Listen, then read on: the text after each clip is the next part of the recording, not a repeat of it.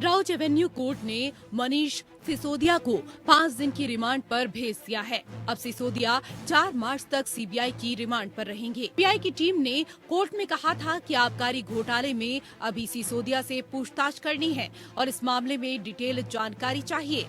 इन सब के लिए उन्हें 5 दिन की रिमांड चाहिए और फैसला भी उन्हीं के पक्ष में आया। दिल्ली के उप मुख्यमंत्री को हिरासत में लिए जाने के विरोध में आप सांसद संजय सिंह ने केंद्र सरकार पर हमला बोलते हुए कहा कि मोदी सरकार अडानी की नौकरी कर रही है।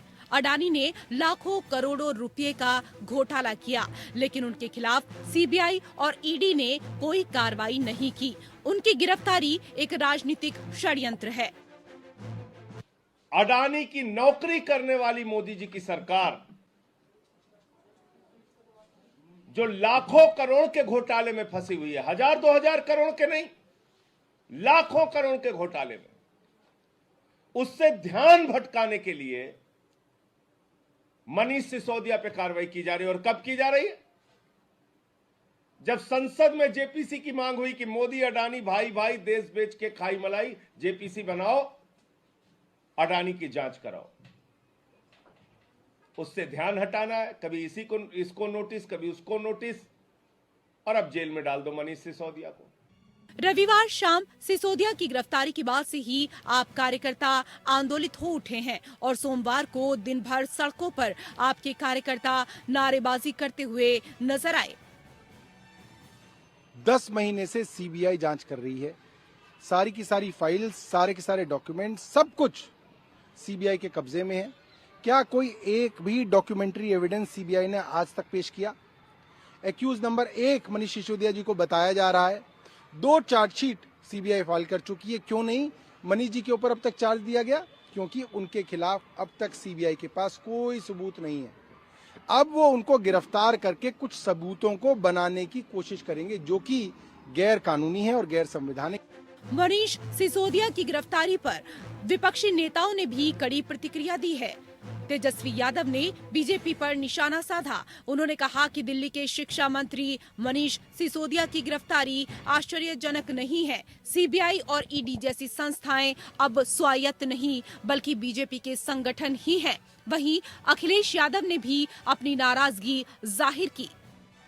देखिए, मनीष सिसोदिया जी के ऊपर जिस प्रकार से कार्रवाई हुई है, मुझे लगता है केंद्र सरकार अपने जो विरोधी है उनको इस प्रकार से उनका आवाज बंद करने की कोशिश कर रही है। चाहे महाराष्ट्र हो, चाहे दिल्ली हो, चाहे झारखंड हो, मैंने कहा कि वेस्ट बंगाल हो, जहां जहां उनकी सरकारें नहीं है, जहां जहां से सरकार को सवाल पूछे जाते हैं, उस सभी जगह पे सरकार ईडी और सीबीआई का दुरुपयोग करके अपने विरोधियों को एक तो जेल में डाल रही है या उनको सरेंडर करने पर मजबूर कर रही है।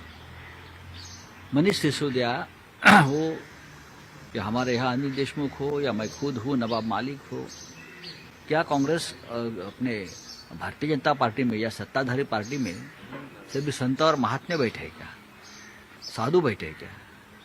हिमालय से लाए हुए सब यहाँ बैठे?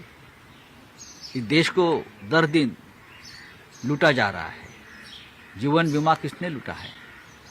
State bank, Punjab national bank का पैसा किसने लूटा है? ये कोई पहली घटना देश में नहीं है। बीजेपी जब से सत्ता में आई है उसकी कोशिश रही है जो सेंट्रल एजेंसीज हैं उनका गलत इस्तेमाल किया जाए। डिप्टी सीएम मनीष सिसोदिया लगातार वहाँ की शिक्षा व्यवस्था को बेहतर करने में लगातार काम कर रहे थे और उन्होंने देश के सामने एक मॉडल दिया है। और जिस तरीके का व्यवहार भारतीय जनता पार्टी का रहा है, सरकार का रहा है, लगातार इस तरह के विपक्षी जितने भी नेता हैं उनके खिलाफ जांचें चल रही हैं।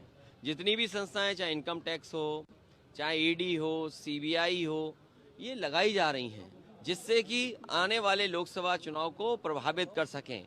जनता ये देख रही है क्योंकि बेरोजगारी का इनके पास जवाब नहीं है, महंगाई का जवाब नहीं है और जिस तरीके से देश की संपत्तियां बेची जा रही हैं उसका जवाब नहीं है।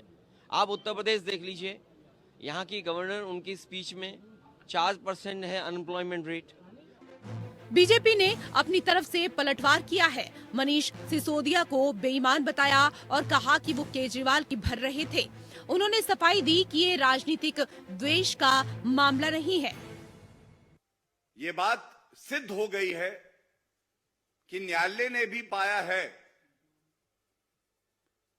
CBI accused number 1 Manish Sisodia को शराब नीति घोटाले में अपनी कस्टडी में ले, जिससे कि पूर्ण रूप से विवेचना हो सके, दूध का दूध और पानी का पानी हो जाए, या ये कहें दूध का दूध और शराब की शराब हो जाए। वहीं माना जा रहा है कि केजरीवाल सरकार पर लगातार हो रहे हमले और सिसोदिया की गिरफ्तारी विपक्ष को एकजुट करने का मौका देगी, लेकिन पूरा विपक्ष एक साथ सिसोदिया के पक्ष में नहीं आना भी सवाल खड़े कर रहा है। Bureau report.